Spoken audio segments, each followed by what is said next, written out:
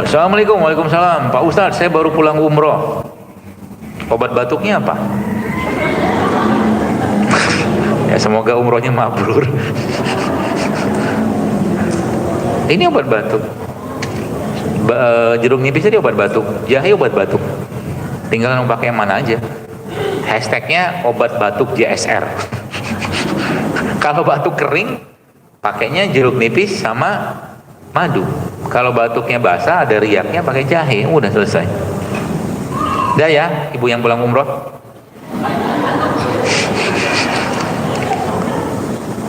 Jadi dengan hidup sehat kita niatkan kepada Allah agar kita bisa ya haji, umroh atau sholat yang mungkin sebelum ini sholatnya duduk, sekarang dengan hidup sehat bisa sholatnya berdiri dengan pahala yang sempurna.